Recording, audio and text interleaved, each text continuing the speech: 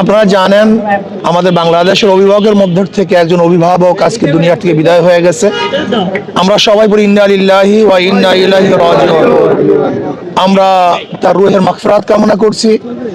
আল্লাহ পাক তাকে ক্ষমা করে দেন, আল্লাহ পাক তাকে জান্নাতের ব্যবস্থা করে দেন। এবং আমরা আজকে এই আল্লাহর কাছে এই দোয়া করব, তার শূন্যস্থান যেন কেউ তার অধীনস্থ প্রতিনিধি যেন পূরণ করেন।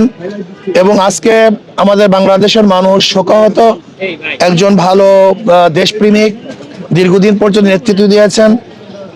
ওনার নেতৃত্বে বিএনপি আজও পর্যন্ত ঐক্যবদ্ধ ছিল। আমরা আশা করি ইনশাআল্লাহ হয়তোবা আরেকজন দেশপ্রেমিক দ্বারা আল্লাহ পাক রব্বুল আলামিন তার বাকি কাজগুলিকে সম্পূর্ণ করার ব্যবস্থা করবেন। কাজে আমরা তার জন্য দোয়া করি, আল্লাহ যেন তার জিন্দিগির সমস্ত পাপ এবং ভুল ত্রুটিগুলি গুনাহ খাতা আল্লাহ পাক ক্ষমা করে দেন। আল্লাহ আমাদের সবাইকে মাফ করে দেন।